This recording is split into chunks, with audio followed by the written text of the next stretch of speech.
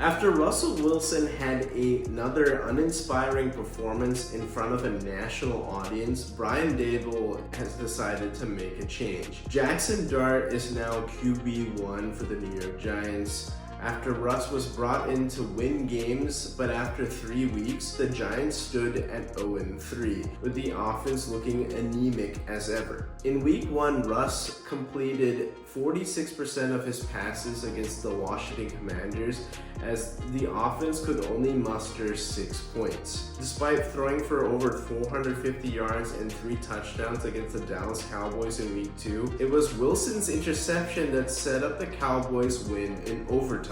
2 weeks ago, on a Sunday night matchup against the defending AFC champion Kansas City Chiefs, the Giants' offense had no juice. Russ threw 2 awful interceptions, with the second one taking points off the board, with the Giants driving in the red zone and a chance to go into halftime up at least 3 points. But things went from bad to worse, as late in the fourth quarter, the Giants were down 22-9 with a chance to make it a 1-possession game, and it was 1st and goal from the 6-yard line. But instead, Russ hijacks the possession by chucking the ball out of bounds towards the tunnel on 1st and goal. And due to this throwaway, he was penalized for intentional grounding and a loss of down. On 2nd down, Daboll calls for a quarterback draw, and this could have worked if this was maybe 5 years ago and this was Seattle's version. But this is Russell Wilson in 2025, nowhere near athletic compared to his Seattle days, and Russ could only manage to pick up 3 yards. After another throwaway on 3rd down, Russ faces a 4th down with the future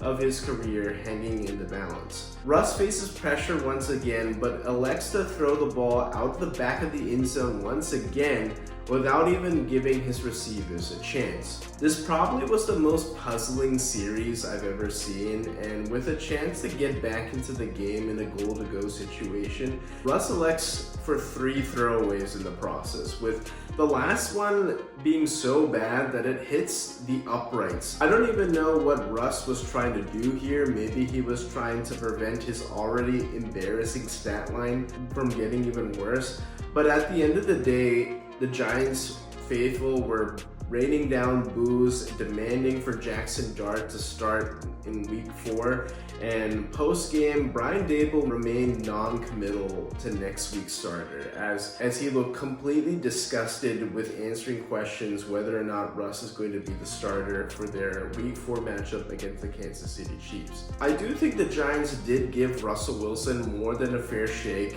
at keeping his job as the Giants starter, but after 3 weeks and the offense looking the way it did, a change had to be made. But the question is, why even bother bringing in Russ in the first place? I thought when they signed Jameis Winston, he could have been the starter for maybe a handful of weeks, allow Jaxon Dart to maybe sit, learn a little bit more instead of kind of throwing him into the fire after 3 weeks. Instead, you bring in Russ for $10 million when maybe you could have used that money to allocate for beefing up your offensive line, or maybe even bringing in another pass catcher, as we all know that their receiving room is one of the worst in the league outside of Malik Neighbors. Before we get into Jaxon Dart and his debut against the Los Angeles Chargers, let's just address what does this benching mean for Russell Wilson? I don't know if anyone else in their career has ever played themselves out of the Hall of Fame like we've seen with Russell Wilson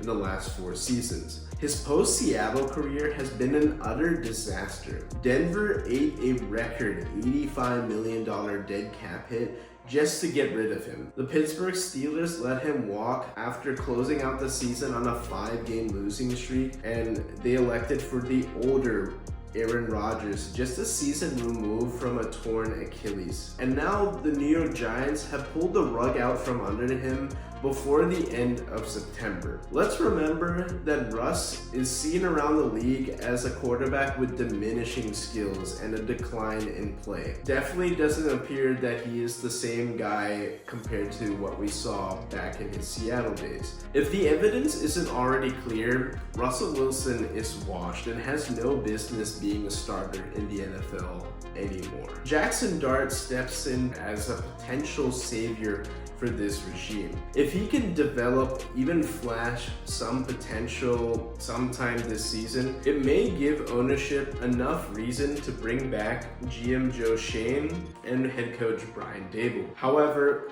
could Dart be the latest player to suffer with the New York Giants? We've seen with recent departures, players like Xavier McKinney flourish in Green Bay.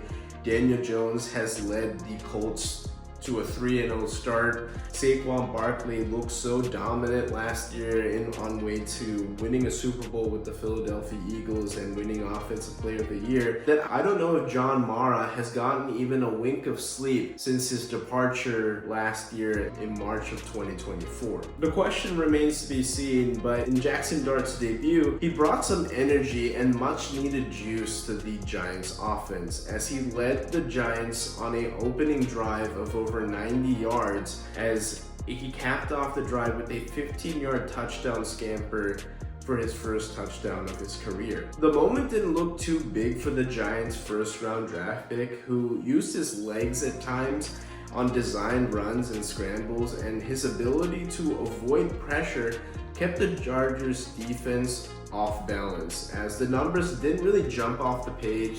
13 of 20 for 111 yards and a passing touchdown along with his rushing touchdown. But I thought Jaxon Dart did a good job in avoiding turnovers or turnover-worthy plays, and he kept the Giants ahead of the sticks in positive situations. He got the ball out quickly, knowing where he wanted to go with the ball pre-snap. And while it wasn't all perfect, remember, it's just his first start in the NFL, and there were certainly red zone issues plaguing the Giants as they were just 2 for 5. But New York was dealt a devastating blow with the injury to Malik Neighbors, who is now the latest victim of the MetLife turf monster, as he's going to be shelved for the rest of the season with a torn ACL. And we'll talk about all the injuries we've seen with MetLife, but absolutely is a devastating loss and definitely will be something to monitor, because Jaxon Dart now will have to go the rest of his rookie year without his top target. His development is going to be the biggest priority if this regime wants to keep their jobs. For the Chargers side of things, this had trap game written all over it. They didn't have tape on Jaxon Dart, and we all know that West Coast teams do typically struggle with 1 p.m. kickoffs. But this loss ended up proving costly, with Rashawn Slater already shelved for the season with a knee injury. Joe Alt went down with a high ankle sprain, and he's going to be set to miss multiple weeks. And after taking 14 quarterback hits and 5 sacks last week against the Denver Broncos, Herbert endured another 12 hits and additionally 2 more sacks against the New York Giants. We all know that New York's defensive line is one of the best in the league, and it would pose threats against a healthy offensive line. But against a banged up Chargers offensive line, they made Herbert's life a living hell, as he was pressured on nearly 48% of his dropbacks. Herbert was under siege for much of the afternoon as he was dodging pressure from Abdul Carter with 8 pressures, Brian Burns, who had a sack and 6 pressures, Kayvon Thibodeau with 6 pressures, but he definitely was off kilter. He threw 2 interceptions, which is now a season high, and the passing offense definitely looked out of sorts with the lack of protection. Now, the one bright spot was definitely the continuing development of Omarion Hampton, who had a solid game against the Denver Broncos in Week 3 and had his best performance of his career with over 100 yards on the ground with a long touchdown run. It does seem that he seems to be rounding into form and could be a reliable running back for the Chargers' future. But certainly is a missed opportunity for LA, because with the Chiefs winning 2 consecutive games, that 2-game lead is now down to a single game. They're thankful that they do have tiebreakers against each of their AFC West rivals, but this is going to be the first time we see this Chargers team face adversity all year, and now we'll see how they bounce back.